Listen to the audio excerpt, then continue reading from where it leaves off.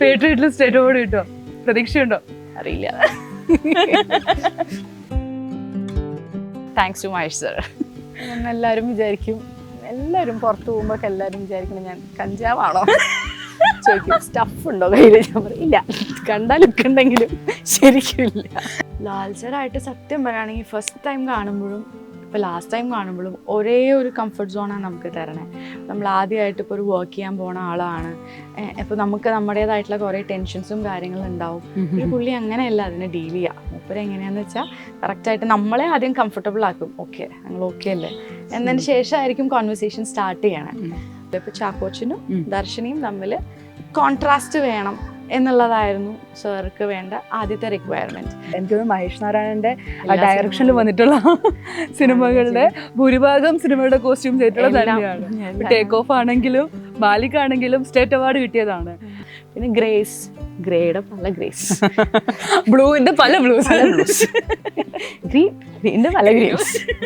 ഇപ്പോൾ ആർമി ആണെങ്കിലും നേവി ആണെങ്കിലും എല്ലാം തന്നെ നമ്മൾ ഡിസൈൻ ചെയ്തിട്ടുള്ള ഔട്ട്ഫിറ്റായിരുന്നു. പ്രോപ്പർ ഇന്ത്യൻ ആർമിയുടെയോ ഇന്ത്യൻ നേവിയുടെയോ അല്ലെങ്കിൽ ഇന്ത്യൻ എയർഫോഴ്സിൻ്റെയോ ഡ്രസ്സല്ല നമ്മൾ അതിനകത്ത് യൂസ് ചെയ്തിരിക്കണം. അങ്ങനെ യൂസ് ചെയ്യാൻ പാടില്ല എന്നുണ്ടായിരുന്നു.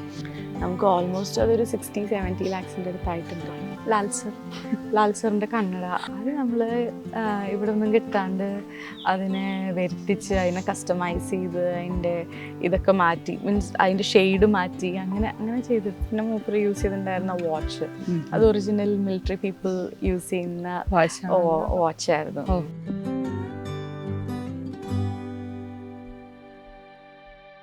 നമസ്കാരം. മീഡിയ വണ്ണോടൊപ്പം costume designer Dhanya Balakrishnan. Welcome to media one show. Patriot ആണ് പുതിയ വിശേഷം. സോ പറയൂ, എങ്ങനെയാണ് അതിലേക്ക് വരുന്നത്? ആക്ച്വലി നമ്മളിപ്പോൾ കാണുന്ന ഒരു ഡേറ്റിനേക്കാളും പിന്നെയും ഒരു 5-6 മാസം മുന്നേ ആയിരുന്നു ഇതിൻ്റെ ഒരു പ്രീ പ്രൊഡക്ഷൻ സ്റ്റേജ് ഉണ്ടായിട്ടുണ്ടായത്. അപ്പോൾ ആ സമയത്ത് ഇതുമാതിരി മത്സരം വിളിച്ചു, പടണ്ട് എന്ന് പറഞ്ഞു. ആസ് യൂഷ്വൽ മൂപ്പർക്ക് ഭയങ്കര പ്രീ പ്രൊഡക്ഷനിൽ ഭയങ്കരമായിട്ട് ടൈം കൊടുക്കുന്ന ഒരാളാണ്. അപ്പം അങ്ങനെ നമ്മൾ കുറേ പ്രാവശ്യം ഇരുന്നു. ഓരോ ക്യാരക്ടേഴ്സിനെയും ആദ്യം നമ്മൾ സ്ക്രിപ്റ്റ് വായിക്കും, സാറായിട്ട് പിന്നെയും ഒരു പ്രാവശ്യം വായിക്കും, പിന്നെയും വായിക്കും. അങ്ങനെ ഒരു 3-4 പ്രാവശ്യം വായിച്ച് കഴിയുമ്പോൾ ഒരുവിധം നമുക്കൊരു ഐഡിയ കിട്ടും എന്താണ് സാർ ഉദ്ദേശിക്കണേ, നമ്മൾ ഉദ്ദേശിക്കണേ. പിന്നെ നമ്മൾ ഒരുമിച്ചിരിക്കും. ഞാനും സാറും DOP കൂടി ഇരിക്കും. ചിലപ്പോൾ DOP ഉണ്ടാവില്ല, ഞങ്ങൾ ഒരുമിച്ചിരിക്കും. ഓരോ ക്യാരക്ടേഴ്സിനെയും എങ്ങനെയൊക്കെയാണ് വേണ്ടത്, സ്റ്റൈലിങ് എങ്ങനെയാണ് വേണ്ടതെന്ന് ഫിക്സ് ചെയ്യും. അപ്പോൾ ഓരോരുത്തർക്കും നമ്മളൊരു ലുക്ക് ബുക്കൊക്കെ ക്രിയേറ്റ് ചെയ്തിട്ട് ഓക്കെ ഇവിടെ നിൽക്കാം, എന്ത് ജാക്കറ്റ് കൊടുക്കാം, ജീൻസ് ആണോ കൊടുക്കണ്ടേ, മീൻസ് ഷൂ ആണോ കൊടുക്കണ്ടേ, ബൂട്ട്സ് ആണോ, അങ്ങനെ ഒരു കാര്യത്തിലൊരു തീരുമാനത്തിലെത്തും. എന്തൊക്കെയാണ് കൊടുക്കണ്ടേ എന്നുള്ള കാര്യത്തിൽ തീരുമാനത്തിലെത്തുമ്പോൾ അത് കഴിഞ്ഞ് ഓരോരുത്തർക്കും ലുക്ക് ബുക്ക് ഉണ്ടാക്കും. ലാൽസറിനെ ആണെങ്കിലും അന്ന് പക്ഷേ ഇനീഷ്യൽ സ്റ്റേജിൽ ലാൽസർ ആയിരുന്നില്ല, അത് വേറൊരാളായിരുന്നു അത് ചെയ്യാനിരുന്നിരുന്നത്. അപ്പം അങ്ങനെ നമ്മൾ അവരെ വെച്ചിട്ടാണ് അന്ന് ലുക്ക് ബുക്ക് ക്രിയേറ്റ് ചെയ്തിരുന്നത്. ഈ സെയിം തന്നെ കാര്യങ്ങളും കൊച്ചുണ്ണിയിലുണ്ടായിട്ടില്ലേ? ഉണ്ടായിട്ടുണ്ട്. ആദ്യമായിട്ട് സാഗർ എലിയാസ് ജാക്കിയിലാണ് അസിസ്റ്റ് ചെയ്യാനായിട്ട് അല്ലേ വരുന്നത്. അത് കഴിഞ്ഞിട്ട് ലാലേട്ടനോടൊപ്പം കാര്യങ്ങളും കൊച്ചുണ്ണിയില്, പിന്നെ പേട്രിയറ്റില് കുറച്ച് വർഷങ്ങളുടെ ഇടവേളകൾ വരുന്നുണ്ട്. പക്ഷേ എന്താ ഡിഫറൻസ് എന്താ ഫീൽ ചെയ്യുന്നത് ലാലേട്ടനെ കാണുമ്പോൾ? ലാൽസറായിട്ട് സത്യം പറയുകയാണെങ്കിൽ ഫസ്റ്റ് ടൈം കാണുമ്പോഴും ഇപ്പോൾ ലാസ്റ്റ് ടൈം കാണുമ്പോഴും ഒരേ ഒരു കംഫർട്ട് സോണാണ് നമുക്ക് തരണേ. നമ്മൾ ആദ്യമായിട്ട് ഇപ്പോൾ ഒരു വർക്ക് ചെയ്യാൻ പോണ ആളാണ്. ഇപ്പോൾ നമുക്ക് നമ്മുടേതായിട്ടുള്ള കുറേ ടെൻഷൻസും കാര്യങ്ങളും ഉണ്ടാവും. ഒരു പുള്ളി അങ്ങനെയല്ല അതിനെ ഡീൽ ചെയ്യുക. മൂപ്പര് എങ്ങനെയാണെന്ന് വെച്ചാൽ കറക്റ്റായിട്ട് നമ്മളെ ആദ്യം കംഫർട്ടബിൾ ആക്കും. ഓക്കെ, ഞങ്ങൾ ഓക്കെ അല്ലേ എന്നതിന് ശേഷമായിരിക്കും കോൺവെർസേഷൻ സ്റ്റാർട്ട് ചെയ്യണേ. അപ്പോൾ ഇതുമാതിരി ഇപ്പോൾ കൊച്ചുണ്ണി ജാക്കിയിൽ എനിക്ക് സാറിനെ നേരിട്ട് ഡീൽ ചെയ്യേണ്ടി വന്നിട്ടില്ല. പ്രവീൺ സാർ തന്നെയാണ് ഡീൽ ചെയ്യുന്നുണ്ടായിരുന്നത്. അപ്പോൾ അത് കഴിഞ്ഞപ്പോൾ ഇതിലേക്ക് കൊച്ചുണ്ണിയിലേക്ക് വന്നപ്പോൾ മുംബൈയിലായിരുന്നു ഇതിൻ്റെ ഒരു ലുക്ക് ടെസ്റ്റ് ഉണ്ടായിരുന്നത്. അപ്പോൾ ആദ്യം പോകുമ്പോൾ ഭയങ്കര പേടിയായിരുന്നു. ആദ്യമായിട്ട് കോസ്റ്റ്യൂം ചെയ്യാൻ പോകുന്നു, എന്താ സംഭവിക്കാമെന്നറിയില്ല. കുറേ പേരിങ്ങനെ അതിലാണെങ്കിൽ കുറേ ഡ്രസ്സസ് ഇങ്ങനെ നേരിട്ട് കൊണ്ടുപോയിട്ട് ഇടുന്ന ഒരു പ്രോസസ്സായിരുന്നില്ല. കുറേ കെമിക്കൽ ട്രീറ്റ്മെൻറ്റ്സ് ചെയ്യണം. അപ്പോൾ തുണിയിൽ ചിലപ്പോൾ കുറച്ച് പേർക്കൊക്കെ ഇറിറ്റേഷൻ, സ്കിന്നിന് പ്രശ്നമുള്ളവർക്കൊക്കെ ഇറിറ്റേഷൻ ഉണ്ടായേക്കാം. അങ്ങനെ കുറേ പ്രശ്നങ്ങൾ ഉണ്ടാവുമോ എന്നൊക്കെ പേടിച്ച് ചെന്ന് പതുക്കെ മുരളിച്ചേട്ടനാണ് സാറിൻ്റെ കോസ്റ്റ്യൂം അല്ലാണ്ട് നോക്കുന്നത്. അപ്പോൾ നമ്മൾ മുരളിച്ചേട്ടനായിട്ട് ഡിസ്കസ് ചെയ്യും. മുരളിച്ചേട്ടൻ എന്തെങ്കിലും പ്രശ്നങ്ങളുണ്ടോ? ഒരു പ്രശ്നമില്ല, നേരിട്ട് സാറായിട്ട് സംസാരിച്ചോളൂ. അപ്പോൾ സാറായിട്ട് ചോദിച്ചപ്പോഴും സാറ് പറഞ്ഞു ഒരു കുഴപ്പമില്ല, നിങ്ങൾക്ക് ക്യാരക്ടർ ആക്കാൻ എന്തൊക്കെ ചെയ്യണോ അത് നിങ്ങൾ ചെയ്തോളൂ, എനിക്ക് കുഴപ്പമുണ്ടാവില്ല എന്നിട്ടാ തുടങ്ങിയത്. അതേ ഇത് തന്നെയായിരുന്നു. പിന്നെ അതിന് ശേഷം ഞാൻ കുറച്ച് പരസ്യങ്ങൾ സാറിൻ്റെ ഒപ്പം ചെയ്തിട്ടുണ്ടായിരുന്നു. അത് കഴിഞ്ഞ് പിന്നെ നേരിട്ട് ഇതിലേക്ക് വന്നപ്പോഴും സാറിങ്ങനെ നമ്മളെവിടെയോ കണ്ടിട്ടില്ലേ അങ്ങനെ ചോദിക്കുക. ഓക്കെ. മമ്മൂക്കയുടെ കോസ്റ്റ്യൂം എടുക്കുമ്പോഴേ ലേഡ് കോസ്റ്റ്യൂമാ കൂടുതലായിട്ട് ഉപയോഗിച്ചിട്ടുള്ള ഔട്ട്ഫിറ്റ് ആണ്? മമ്മൂക്കയ്ക്ക് ആക്ച്വലി ഞാൻ ലുക്ക് ബുക്കാണ് ക്രിയേറ്റ് ചെയ്ത് കൊടുത്തിട്ടുള്ളൂ. ലുക്ക് ബുക്ക് ക്രിയേറ്റ് ചെയ്ത് കൊടുത്തിട്ട് പിന്നെ അബിയാണ് അത് പർച്ചേസ് ചെയ്യാൻ പോയിരുന്നത്. അഭിജിത്ത്. അബി. അപ്പോൾ അബി പർച്ചേസ് ചെയ്യാൻ പോകുന്ന സമയത്ത് ഞങ്ങളുടെ ഒരു ഗ്രൂപ്പ് ഉണ്ട്, ഞാനും ഡയറക്ടറും DOP ഉള്ള ഗ്രൂപ്പ് ഉണ്ട്. അതിനകത്ത് ഫോട്ടോസ് ഇടും. ഫോട്ടോസ് ആദ്യം എനിക്കിട്ട് തരും, ഞാനതൊന്ന് ഫിൽട്ടർ ചെയ്തിട്ടുള്ള കുറച്ച് സാധനങ്ങൾ ആ ഗ്രൂപ്പിലിടും. എന്നിട്ട് അതിൽ നിന്നാണ് അങ്ങനെ പർച്ചേസിങ് നടന്നിട്ടുണ്ടായിരുന്നത്. അങ്ങനെയായിരുന്നു അതിൻ്റെ ഒരു പ്രൊസീജിയർ. എന്നുവെച്ചാൽ മൂപ്പർക്ക് കറക്റ്റായിട്ട് എന്തൊക്കെയാണ് മമ്മൂക്കയ്ക്ക് ഇപ്പോൾ ഫിറ്റിൻ്റെ കേസ് ആണെങ്കിലും ഫാബ്രിക്കിൻ്റെ കേസ് ആണെങ്കിലും വർഷങ്ങളായിട്ട് കൂടെ നിൽക്കുന്നത് കൊണ്ട് കറക്റ്റായിട്ട് ആ കാര്യങ്ങൾ അറിയാം. ഇനി ഞാൻ പുതിയതായിട്ട് ഡീൽ ചെയ്യാൻ പോയിട്ട് ഇനി അത് പഠിച്ച് വന്നിട്ടൊന്നും ചെയ്യാനുള്ള ടൈം ഈ പടത്തിൽ ബാക്കിയും കുറേ പേരെ ഡീൽ ചെയ്യാണ്ട് അപ്പം അതിനുള്ളൊരു സമയം ഉണ്ടാവില്ല. അപ്പോൾ അതങ്ങനെ തന്നെ. അപ്പം ഞാൻ ലുക്ക് ബുക്ക് ക്രിയേറ്റ് ചെയ്ത് കൊടുത്തു. എനിക്ക് വേണ്ട ലുക്ക് ഇതൊക്കെയാണ്, ഇങ്ങനെയാണ് ലെയറിങ് വേണ്ടത്, ഇങ്ങനെയാണ് വേണ്ടത് എന്നുള്ളത് ക്രിയേറ്റ് ചെയ്ത് കൊടുത്തു. അത് നമ്മളിങ്ങനെ കുറച്ചൊക്കെ ഓരോ സീൻ വൈസും കൊടുത്തിട്ടുണ്ടായിരുന്നു. ഓരോ സീനിലേക്ക് എങ്ങനെയൊക്കെയാണ് വേണ്ടതെന്നുള്ളൊരു സാധനം ക്രിയേറ്റ് ചെയ്ത് കൊടുത്തിരുന്നു. അപ്പൊ അത് വെച്ചിട്ടാണ് പിന്നെ ബാക്കി നിങ്ങൾ തമ്മിൽ ആ ഒരു കോൺവെർസേഷൻ നടന്നിരുന്നു? നടക്കും. എന്തായിരുന്നു റിയാക്ഷൻ? മമ്മൂക്കയായിട്ട് എനിക്ക് നേരിട്ട് അങ്ങനെ ഫസ്റ്റ് ഡേ മാത്രം, ഫസ്റ്റ് ലുക്കിന്റെ അന്ന് മാത്രമാണ് വന്നിട്ടുള്ളൂ. ബാക്കി വേണ്ടി വന്നിട്ടില്ല. ഓക്കെ. അപ്പൊ നേരത്തെയുള്ള സിനിമകളിലാണെങ്കിൽ 1, 2, 3 പേരെ ഫോക്കസ് ചെയ്യണമെങ്കിൽ ഇത് മൊത്തം പേരെ ഫോക്കസ് ചെയ്യേണ്ട ഒരു അവസ്ഥയാണ്. ഭയങ്കര ടെൻഷൻ ആയിരുന്നു. അത്യാവശ്യം നല്ല ടെൻഷൻ ഉണ്ടായിരുന്നു. പിന്നെ വേറൊരു സമാധാനം എന്ന് വെച്ചാൽ ഇവരെല്ലാവരുമായിട്ടും വർക്ക് ചെയ്തിട്ടുണ്ടായിരുന്നു. മമ്മൂക്ക മാത്രമായിരുന്നു ഞാൻ ആദ്യമായിട്ടാണ് അവരുടെ കൂടെ വർക്ക് ചെയ്യണേ. ബാക്കി എല്ലാവരെയും കൂടെ വർക്ക് ചെയ്തിട്ടുണ്ട്. അവർക്ക് എന്തൊക്കെയാണ് അവരുടെ ഒരു ടേസ്റ്റ് കാര്യങ്ങളും അല്ലെങ്കിൽ എവിടെയൊക്കെ പ്രശ്നങ്ങൾ ഉണ്ടാവാം എന്നുള്ളത് എനിക്ക് ധാരണയുണ്ടായിരുന്നു. അപ്പം അത് കാരണം അങ്ങനെ വലിയ പ്രശ്നം ഉണ്ടായിരുന്നില്ല. പിന്നെ ഈ പറഞ്ഞ മാതിരി നേരത്തെ തന്നെ ഞങ്ങൾ ഈ ലുക്ക് ടെസ്റ്റും പരിപാടികളൊക്കെ നടത്തി പോവായിരുന്നു. ഈ ഓൺസെറ്റ് പരിപാടികളാവുന്നതും ഒഴിവാക്കിയിട്ട് ഒരാഴ്ച മുന്നോ 10 ദിവസം മുന്നോ തന്നെ നമ്മൾ അതിൻ്റെ ട്രയലും പരിപാടിയൊക്കെ നോക്കുമായിരുന്നു. അപ്പം അത് കാരണം സെറ്റിൽ അങ്ങനെ വലിയ നമുക്കറിയാം ഓൾറെഡി പ്രശ്നങ്ങൾ ഉണ്ടാവാൻ ചാൻസസ് ഉള്ള പരിപാടിയാണ്. അപ്പോൾ ആ ടൈം വരെ കൊണ്ടുപോകാതെ നേരത്തെ ചെയ്ത് പോകാന്നുള്ളതായിരുന്നു, ഹോംവർക്ക് ചെയ്യാന്നുള്ളതായിരുന്നു ചെയ്തിരുന്നത്. പക്ഷെ ദർശനയുടെ കോസ്റ്റ്യൂംസിൽ അത്യാവശ്യം എക്സ്പെരിമെന്റ് ചെയ്തിട്ടുണ്ടല്ലേ? അത് ചെയ്തിട്ടുണ്ട്. ദർശനയുടെ കേസിൽ നമ്മൾ ആക്ച്വലി ദർശന ഇങ്ങനെ ഹെയർ ചോപ്പ് ചെയ്യോ, ഇപ്പം നമ്മൾ പറഞ്ഞപ്പോൾ ഡൗട്ടായിരുന്നു ചെയ്യില്ലേ, അപ്പം ചെയ്ത് കഴിഞ്ഞാലായിരിക്കും ഭംഗി ഉണ്ടാവുക. സാറും സപ്പോർട്ട് ചെയ്തു, ഇല്ല ചോപ്പ് ചെയ്താൽ ഭംഗി ഉണ്ടാവും. അപ്പോൾ ദർശന ശരി ചോപ്പ് ചെയ്ത് നോക്കാം. ചോപ്പ് ചെയ്ത് കഴിഞ്ഞപ്പോൾ നമ്മളൊരു 3-4 ടൈപ്പ് ഡ്രസ്സസ് ആളുടെ മേത്ത് ട്രയൽ അടിച്ച് നോക്കിയിരുന്നു, ഏതായിരിക്കും കൂടുതൽ വർക്ക് ആവാന്നുള്ളത്. അങ്ങനെ ഒരെണ്ണം വർക്കായപ്പോൾ അതിൽ കൂടുതൽ കോൺസെൻട്രേറ്റ് ചെയ്തു. കോസ്റ്റ്യൂംസിൽ മാത്രമല്ല ആക്സസറീസും ഭയങ്കര ക്യൂട്ടായിട്ടാണ്. അതിനകത്ത് ധന്യയുടെ ഒരു റെഫറൻസ് വരുന്നുണ്ടോ? അതെങ്ങനെയാന്ന് ചോദിച്ചാൽ ഇങ്ങനെ ഇവർ രണ്ടുപേര് തമ്മിൽ, ഇപ്പോൾ ചാക്കോച്ചനും ദർശനയും തമ്മിൽ കോൺട്രാസ്റ്റ് വേണം എന്നുള്ളതായിരുന്നു സാർക്ക് വേണ്ട ആദ്യത്തെ റിക്വയർമെൻറ്റ്. ചാക്കോച്ചൻ ഭയങ്കര ഒരു എക്സിക്യൂട്ടീവ് അങ്ങനെ ഒരു ലൈഫ് സ്റ്റൈൽ പോകുന്ന ആളാണെങ്കിൽ അതിൻ്റെ നേരെ കോൺട്രാസ്റ്റ്. എങ്ങനെ ചാക്കോച്ചനും ദർശനയും കൂടി ഇഷ്ടം വന്നു എന്നുള്ളൊരു കേസിൽ ആൾക്കാർക്ക് പോലും ഡൗട്ട് ഉണ്ടാവണം എന്നുള്ളൊരു സാധനമായിരുന്നു പറഞ്ഞിരുന്നത്. ഭയങ്കര ക്യൂട്ട് സാധനങ്ങൾ ഇഷ്ടപ്പെടുന്ന അങ്ങനെ ഒരു ചെറിയൊരു ടോം ബോയിഷ് ഒരു കുട്ടിയും നേരെ കോൺട്രാസ്റ്റ് ആയിട്ടുള്ള ഒരാളും. അങ്ങനെയായിരുന്നു ദർശനയുടെ അങ്ങനെ ഒരു സ്റ്റൈലിങ്ങിൽ എത്തിയത്. അതെ.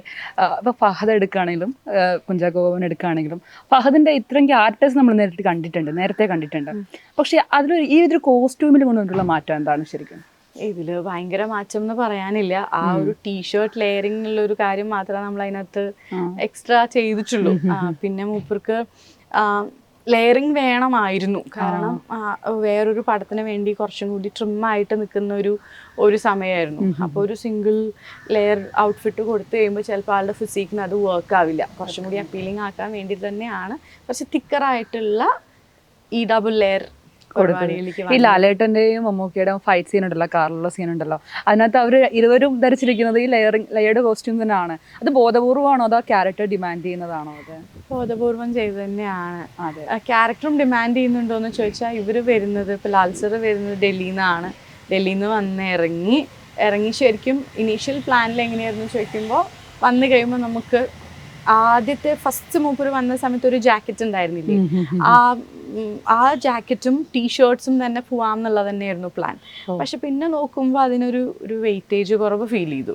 അപ്പോഴാണ് നമ്മൾ ലെയറിങ് പിടിച്ചിട്ട് തന്നെ പോവാം എന്നുള്ളൊരു തീരുമാനത്തിലേക്ക് എത്തിയത്. എനിക്കത് മഹേഷ് നാരായണന്റെ ഡയറക്ഷനിൽ വന്നിട്ടുള്ള സിനിമകളുടെ ഭൂരിഭാഗം സിനിമയുടെ കോസ്റ്റ്യൂം ചെയ്തിട്ടുള്ളത് തന്നെയാണ്. ടേക്ക് ഓഫ് ആണെങ്കിലും മാലിക് ആണെങ്കിലും സ്റ്റേറ്റ് അവാർഡ് കിട്ടിയതാണ്. ഇപ്പൊ പേട്രിയറ്റും അത് ആ ഒരു ഫ്രണ്ട്ഷിപ്പിന്റെ ഒരു ബോണ്ടാണ് അവിടെ കാണിക്കുന്നത്. അവിടെ എങ്ങനെയാന്ന് വെക്കുമ്പം സാറ് സത്യം പറഞ്ഞാൽ ഇങ്ങനെ ഫ്രണ്ട്ഷിപ്പിന് ഒരു ഇത് കൊടുക്കുന്ന, ഫ്രണ്ട്ഷിപ്പിനേക്കാൾ കൂടുതലായിട്ട് നമ്മൾ വർക്ക് ചെയ്യുന്നുണ്ടോ, നമ്മൾക്ക് ആ വർക്കിന് ഭയങ്കര വർക്കഹോളിക്കാ സാറ്. അപ്പൊ അത്ര തന്നെ വർക്കഹോളിക് ആയിട്ടുള്ള ആൾക്കാർ കൂടെ ഉണ്ടാവണം എന്നുള്ളതാണ് സാറുടെ ഒരു ഇഷ്ടം. പിന്നെ ഫസ്റ്റ് പടം ചെയ്യുമ്പോൾ കുറച്ച് നമ്മൾക്ക് കൺഫ്യൂഷൻസും കേസസും ഉണ്ടായിരുന്നു, എങ്ങനെയായിരിക്കും ഇത് മുന്നോട്ടേക്ക് പോകേണ്ടി വരിക. പക്ഷെ എനിക്കും അതൊരു പഠിക്കാനുള്ള ഒരു, സത്യം പറഞ്ഞു കഴിഞ്ഞാൽ ഞാനും ആദ്യമായിട്ടാണ് അങ്ങനെ ഒരു ഭയങ്കര റിയലിസ്റ്റിക് ആയിട്ടുള്ള ഒരു മൂവി ചെയ്യണം. അപ്പൊ അതുവരെ എനിക്ക് ഏജിങ് ഇത്ര വേണം അല്ലെങ്കിൽ എങ്ങനെ ആയിരിക്കണം, ഇപ്പൊ ഒരു ക്യാരക്ടറിനെ കുറച്ചും കൂടി ഡെവലപ്പ് ചെയ്യേണ്ടത് എങ്ങനെയാണെന്നുള്ളതിനെ കുറിച്ച് വലിയ ധാരണ ഉണ്ടായിരുന്നില്ല. ആ പടത്തിലാണ് ശരിക്കും എന്താണ് ഏജിങ്. ഇപ്പൊ പാർവതി ഒരു സാധാരണ ഒരു നേഴ്സാണ്. അപ്പൊ ആ നേഴ്സ് ആവുന്ന സമയത്ത് അവരെത്ര ഒരു റേഞ്ച് വരെയുള്ള ഒരു ഡ്രസ്സ് വാങ്ങിക്കാം, ആ ഡ്രസ്സ് എത്ര നാൾ അവർ യൂസ് ചെയ്യാം, അല്ലെങ്കിൽ എത്ര പെയർ ഓഫ് ഡ്രസ്സ് അവരുടെ കയ്യിൽ ഉണ്ടാവും.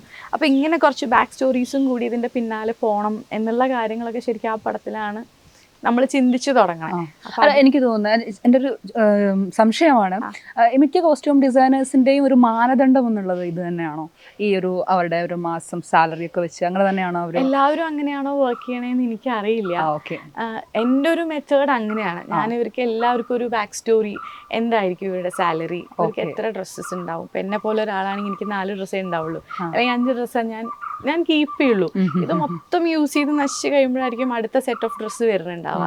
അപ്പൊ അങ്ങനത്തെ തന്നെ ആളാണോ, അതോ ഡെയിലി ഡ്രസ്സ് മാറുന്ന ഒരാളാണോ? ഒരു മാസത്തിൽ ചിലപ്പോൾ 30 ദിവസവും 30 ഡ്രസ്സ് ഇടുന്ന ആൾക്കാരുണ്ടാവും.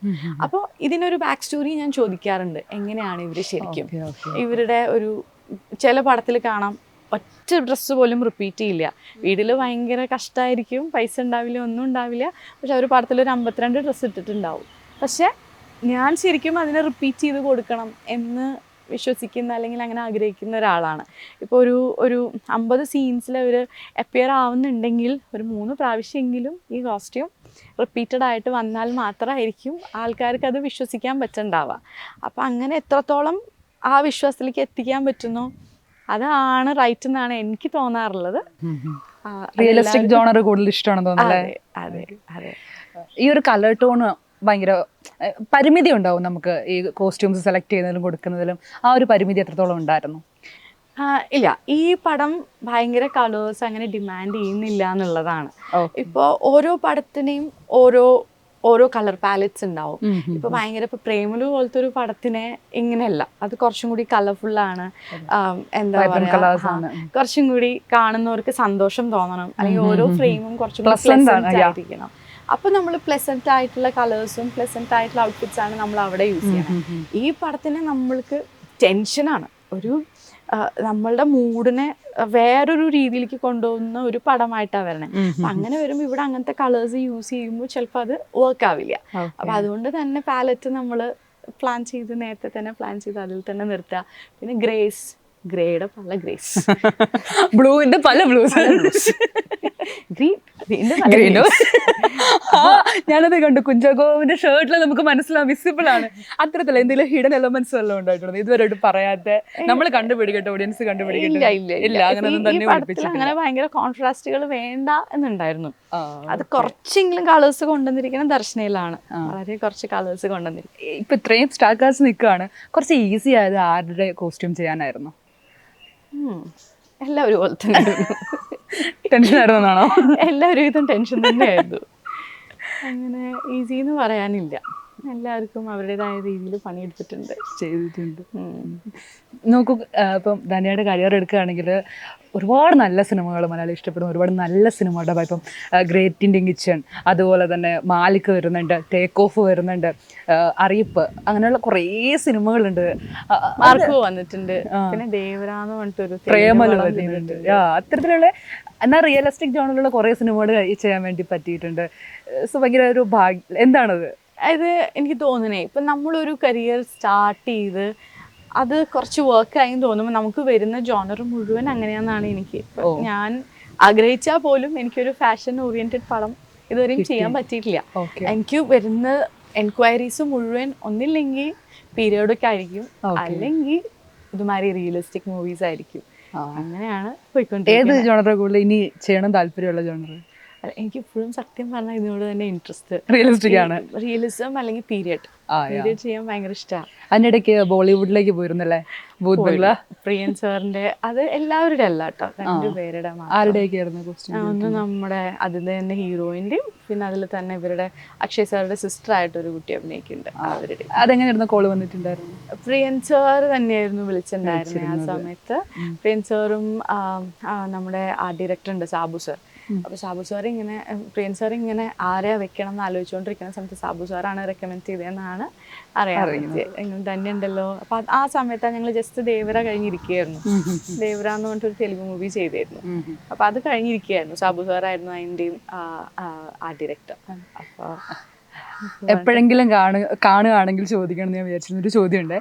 മാലിക്കിലെ പാട്ടുണ്ട് തീരമേ എന്നുള്ള പാട്ട്. ആ പാട്ടിനോളം പ്രിയപ്പെട്ടതാണ് അതിനകത്ത് നിമിഷ സജയൻ്റെ ആ ചുവന്ന കോസ്റ്റ്യൂം, ഡ്രസ്സ്.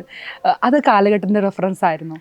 കാലഘട്ടം പ്ലസ് അവിടുത്തെ നമ്മൾ കുറച്ച് റെഫറൻസ് ഞാൻ സ്ഥിരം ചെയ്യാറുണ്ട്. ഇപ്പോൾ ഒരു സ്ഥലത്ത് പടം ചെയ്യാണ്, അപ്പോൾ അവിടെയുള്ള കുറച്ച് ഫോട്ടോഗ്രാഫ്സും അവിടെയുള്ള ശരിക്കും അതെന്താണെന്ന് അറിയാണ്ടേ. അപ്പോൾ അവിടെയുള്ള കുറച്ച് സ്റ്റുഡിയോസിൽ പോവുക, ഫോട്ടോസ് കളക്ട് ചെയ്യുക, ഇങ്ങനെ കുറച്ച് കാര്യങ്ങൾ ചെയ്യാറുണ്ട്. അപ്പോൾ അതിൽ നിന്ന് കിട്ടിയ കുറച്ച് പിക്ചേഴ്സിൽ നിന്ന് നമ്മൾ അഡാപ്റ്റ് ചെയ്തിട്ടുള്ള ഒരു വേർഷനാണ് അത്. അപ്പോൾ അവിടെ അങ്ങനെ ഞാനൊരു ഫോട്ടോയിൽ അങ്ങനെ ഒരു റെഡ് ഔട്ട്ഫിറ്റ് ഇട്ടിരിക്കുന്ന ഒരു ഇത് കണ്ടിരുന്നു. അത് കുർത്തിയും സ്കേർട്ടും ആയിരുന്നു? സ്കേർട്ടും. പക്ഷെ പ്രേമല് വരുമ്പോൾ നേരെ തിരിച്ചാണ് അല്ലേ? ലൈക്ക് അത് എന്തായിരുന്നു എൻ്റെ മാനദണ്ഡം? പക്ഷെ ജെൻസി ആയിരുന്നു കുറച്ചുകൂടെ കൂടുതലായിട്ട് കണക്ട് ആവുന്ന ആ കോസ്റ്റ്യൂംസിലൊക്കെ. അതൊക്കെ റീക്രിയേഷൻ ലുക്കുകൾ ഒരുപാട് സോഷ്യൽ മീഡിയയിൽ വന്നിട്ടുള്ളതുമായിരുന്നു. അതിലും ഈ പറഞ്ഞ മാതിരി നമ്മൾക്ക് രണ്ട് കോൺട്രാസ്റ്റ് വേണമായിരുന്നു. നസ്ലിനെ ഒരു ടൈപ്പ് ആളാണെങ്കിൽ മമിത അതിൻ്റെ നേരെ കോൺട്രാസ്റ്റ് ആയിരിക്കണം എന്നുള്ളൊരു റിക്വയർമെന്റ് ആയിരുന്നു അവിടെ സാറും പറഞ്ഞിട്ടുണ്ടായിരുന്നത്. അപ്പം നമ്മളും ഇതുമാതിരി കുറേ ട്രയൽസ് ചെയ്ത് പിന്നെ ഫൈനൽ മമ്മിത്തയ്ക്ക് ഒരു ഗുണം എന്താണെന്ന് വെച്ചാൽ ഏത് ടൈപ്പ് ഔട്ട്ഫിറ്റും നന്നായിട്ട് വർക്ക് ആവുമായിരുന്നു. അപ്പം അങ്ങനെ നമ്മൾ എന്നിട്ട് അടിപൊളി ഓക്കെ ഇങ്ങനെയായിരുന്നു പോയിക്കൊണ്ടിരിക്കുന്നുണ്ടായിരുന്നു. അപ്പം അങ്ങനെ അവസാനത്തെ ക്ലൈമാക്സ് സീനില്ലേ ആ ഷോർട്സ് ഉണ്ടല്ലോ, അത് ബോധപൂർവമായിരുന്നു അത്. അതെ, അവിടെ അതെന്താ അതങ്ങനെ കൊടുക്കാനുള്ള രസം ഉണ്ടായിരുന്നു? അത് ഭയങ്കര വെറൈറ്റി ക്ലൈമാക്സ്. ഐ മീൻ ആ കോസ്റ്റ്യൂം കാരണം കുറച്ച് ആൾക്കാർക്ക് ഈ ടെൻഷന്റെ ഇടയിൽ കുറച്ച് കോമഡി വരണം, അങ്ങനത്തെ കുറച്ച് സാധനങ്ങളൊക്കെ ഉണ്ടായിരുന്നു. അപ്പൊ അങ്ങനെ തന്നെ അത് ഭയങ്കര വലിയ കഥയുണ്ടോന്ന് ചോദിച്ചാൽ ഇല്ല. RDX വരുമ്പോഴത്തേന് വേറെ മൂഡാണ്. അതെ, അതിനകത്ത് ഒരുപാട് എക്സ്പെരിമെന്റ് ചെയ്യാനായിട്ടുണ്ടായിരുന്നു അല്ലേ? അതെങ്ങനെയാന്ന് വെച്ചാ പീരിയഡ് ആണ് പീരിയഡ് അല്ലേ പീരിയഡ് അല്ല എന്ന് പറയുന്ന ഒരു കോൺസെപ്റ്റ് മതി എന്നായിരുന്നു ഡയറക്ടർ പറഞ്ഞിട്ടുണ്ടായത്. എന്ന് പറയുമ്പോൾ ഭയങ്കരമായിട്ട് നമ്മൾ പീരിയഡിലേക്ക് പോകണ്ട, എന്നാൽ ആൾക്കാർക്ക് കാണുമ്പോൾ തോന്നണം ഓക്കെ ഇത് നമ്മുടെ പീരിയഡിൽ ഉണ്ടായിരുന്നാണല്ലോ, ഈ ബെൽറ്റ് കണ്ടിട്ടുണ്ടല്ലോ, അല്ലെങ്കിൽ ഈ ഷൂ കണ്ടിട്ടുണ്ടല്ലോ, അല്ലെങ്കിൽ ഈ വാച്ച് നമ്മൾ യൂസ് ചെയ്തിട്ടുണ്ടല്ലോ എന്നുള്ളൊരു തോന്നൽ ആൾക്കാരിൽ ഉണ്ടാക്കുക എന്നുള്ളതായിരുന്നു അതിൻ്റെ ഒരു ആവശ്യം, ആ പടത്തിൻ്റെ ആവശ്യം. അപ്പം അതുകൊണ്ട് തന്നെ അഗെയിൻ കുറേ റിസർച്ച് ചെയ്തു. ആ സമയത്തത്തെ കുറേ പടങ്ങളിരുന്ന് കണ്ടു. അപ്പോൾ കുറേ കാര്യങ്ങൾ നമുക്ക് കിട്ടി. അതിൽ നിന്ന് ഇവോൾവ് ചെയ്തിട്ടുള്ള കുറച്ച് പ്രിൻസ് അത് പോയി എടുത്ത് നമ്മൾ സ്റ്റിച്ച് ചെയ്യിപ്പിക്കുക എന്നുള്ള അത് പിന്നെ ഫുൾ ആൾക്കാർക്കും. ഇപ്പോൾ നമുക്ക് ബാക്കി പടങ്ങളിലൊക്കെ ഇപ്പോൾ ജൂനിയേഴ്സിനെയൊക്കെ അവരുടെ ഓൺ കോസ്റ്റ്യൂം യൂസ് ചെയ്യാമെന്നുണ്ടെങ്കിൽ അത് നടക്കില്ല. പീരിയഡ് ആണ്, പ്ലസ് ഇങ്ങനെ ഒരു തീം സെറ്റ് ചെയ്തിട്ടുണ്ട്. അപ്പോൾ അതിനകത്ത് വരുന്ന ഒരു 99% ആൾക്കാർക്കും നമ്മൾ തന്നെ ഔട്ട്ഫിറ്റ് കൊടുക്കുക എന്നുള്ളതായിരുന്നു അതിൻ്റെ ഒരു രസം. ആ പടത്തിൻ്റെ പേട്രിയറ്റിലും അങ്ങനെ സപ്പോർട്ടിംഗ് ആക്ടേഴ്സിന് ആ കോസ്റ്റ്യൂം കൊടുത്തിട്ടുണ്ടായിരുന്നു? അത്യാവശ്യം ആൾക്കാർക്ക് കൊടുത്തിട്ടുണ്ടായിരുന്നു. അതിനകത്ത് ഇപ്പോൾ ആർമി ആണെങ്കിലും നേവി ആണെങ്കിലും എല്ലാം തന്നെ നമ്മൾ ഡിസൈൻ ചെയ്തിട്ടുള്ള ഔട്ട്ഫിറ്റ് ആയിരുന്നു. പ്രോപ്പർ ഇന്ത്യൻ ആർമിയുടെയോ ഇന്ത്യൻ നേവിയുടെയോ അല്ലെങ്കിൽ ഇന്ത്യൻ എയർഫോഴ്സിൻ്റെയോ ഡ്രസ്സല്ല നമ്മൾ അതിനകത്ത് യൂസ് ചെയ്തിരിക്കുന്നത്. അങ്ങനെ യൂസ് ചെയ്യാൻ പാടില്ല എന്നുണ്ടായിരുന്നു. നമുക്ക് ഡയറക്റ്റ് ആയിട്ട് ഒരു കാര്യം നമ്മൾ ഇതിൻ്റെ എഗെയിൻസ്റ്റ് ഒരു കാര്യം പറയുന്ന സമയത്ത് അവരുടെ ഡയറക്റ്റ് നമ്മൾക്ക് ഔട്ട്ഫിറ്റ് യൂസ് ചെയ്യാൻ പറ്റില്ലായിരുന്നു. അപ്പം അതും കൂടി ഡിസൈൻഡ് ആയിരുന്നു. അത് കുറച്ച് പണിയുള്ളൊരു പണിയായിരുന്നു. മറ്റേ ആൾക്കാരെക്കാൾ കൂടുതൽ ശരിക്കും പറയുമ്പോൾ അതിന് പണിയെടുത്തിരുന്നു. കാര്യം അതിന് നമ്മൾ എംബ്ലംസ് ഉണ്ടാക്കണം. ഇപ്പം ഇൻസൈനിയാസ്, ഇപ്പോൾ ക്യാപ്ചർ ആണെങ്കിലും സ്റ്റാർസ് ആണെങ്കിലും ഇതൊക്കെ നമ്മൾ ക്രിയേറ്റ് ചെയ്യണം. അപ്പം അത് കുറച്ച് അതെങ്ങനെയാ തിയേറ്ററിൽ ഇരുന്ന് കാണുമ്പോൾ എങ്ങനെ ഉണ്ടായിരുന്നു? അത് വെച്ചിട്ടുണ്ടെങ്കിലേ വർഷങ്ങൾക്ക് ശേഷം മലയാളത്തിന്റെ ബിഗംസ് ഒരുമിച്ചെത്തുന്നു, അങ്ങനെ അതിന്റെ ഭാഗമായി കോസ്റ്റ്യൂം ചെയ്യാൻ വേണ്ടി പറ്റുന്നു. ഒരു പ്രൗഡ് മൊമെന്റ് ആയിരിക്കും ശരിക്കും, പറഞ്ഞറിയിക്കാൻ പറ്റില്ല. ഒരു കാര്യം ഇങ്ങനെ പ്രത്യേകിച്ച് എടുത്ത് പറയാൻ പറ്റാത്തതുകൊണ്ട് ഞാൻ മിണ്ടാണ്ടിരിക്കുന്നു. ഇത്രയും വർഷമായി ഈ ഫീൽഡിൽ നിൽക്കുന്ന ഒരാളാണ്. ഈ കോസ്റ്റ്യൂം ഡിസൈനർ ഈ കഴിഞ്ഞ കുറച്ച് വർഷങ്ങളായിട്ട് റെക്കഗ്നൈസ് ചെയ്യുന്ന കാണുമ്പോൾ ഉള്ള സന്തോഷം എത്രയുണ്ട്? ഉറപ്പായിട്ടും. കാര്യം ആദ്യമൊക്കെ നമ്മൾ പടം കാണുന്ന സമയത്ത് ഇതാരാ, ഈവൻ ഞാൻ പോലും ചെറുതാവുമ്പോൾ നമ്മൾ ശ്രദ്ധിക്കുന്നില്ല കോസ്റ്റ്യൂം ആരാ ചെയ്തത് അല്ലെങ്കിൽ ഇതാരാ ചെയ്തത്. പക്ഷെ ഇപ്പോൾ ടെക്നീഷ്യൻസിനെയും കൂടി ആൾക്കാർ അറിഞ്ഞു വരുന്നു കാണുമ്പോൾ, റെക്കഗ്നൈസ് ചെയ്യണമെന്ന് കാണുമ്പോൾ, നമ്മൾ പുറത്തു പോകുമ്പോൾ ആൾക്കാർ ചോദിക്കുമ്പോൾ ഭയങ്കര സന്തോഷം ഉണ്ടാവാറുണ്ട്. ഇപ്പം നമ്മൾ സിനിമ എടുക്കുമ്പോൾ നമുക്ക് തന്നെ ചോദിക്കാം ഇന്നത്തെ കോസ്റ്റ്യൂം ഡിസൈനർ ആരാണ് എന്ന് നമ്മുടെ തോട്ടിൽ വരുന്നുണ്ട്. അപ്പം ആ രീതിക്കുള്ള വർക്കുകൾ വരുന്നുണ്ട്. അതനുസരിച്ച് സത്യമായിട്ടും ഭയങ്കര സന്തോഷം തോന്നാറുണ്ട്. ഇപ്പം ആദ്യം ഗേൾസ്, ഞാനൊക്കെ വന്ന സമയത്ത് സമീറ മാത്രമാണ് ഫീൽഡിലുള്ളൂ. അപ്പം ഭയങ്കര ഡിഫിക്കൽട്ടായിരുന്നു നമുക്ക് അതിന് സർവൈവ് ചെയ്യാനും. ഒരു പടം ചെയ്ത് വരുമ്പോഴത്തേക്കും അതിൽ കുറേ ബുദ്ധിമുട്ടുകൾ ഉണ്ടാവുക, അങ്ങനെ കുറേ പ്രശ്നങ്ങൾ ഉണ്ടാവുന്നുണ്ടായിരുന്നു. അത് കഴിഞ്ഞ് കുറച്ച് നാൾ കഴിഞ്ഞപ്പോഴത്തേക്കും അതൊക്കെ കുറച്ചും കൂടി ഈസിയായി. ഇപ്പം ശരിക്കും ഭയങ്കര ഈസിയായി. അപ്പം നമുക്ക് അങ്ങനെ തോന്നാറില്ല ഓക്കെ നമ്മളൊരു ലേഡിയാണ്, അങ്ങനെ തോന്നാറില്ല. അങ്ങനെയാണ് ഇപ്പം അത് പോയിക്കൊണ്ടിരിക്കണത്. പക്ഷെ ശരിക്കും ഒരു എക്സിസ്റ്റൻസ് ക്രൈസിസ് ഉണ്ടോ? ഇപ്പം ഇല്ല. സിനിമ കിട്ടുന്നുണ്ട് നമുക്ക് എന്നുള്ളതാണ്. ഓക്കെ. ഇപ്പം സിനിമകളിൽ നിന്ന് മാറി ആഡ് എടുക്കുകയാണെങ്കിൽ ഇപ്പോഴും ചെയ്യുന്നുണ്ടോ?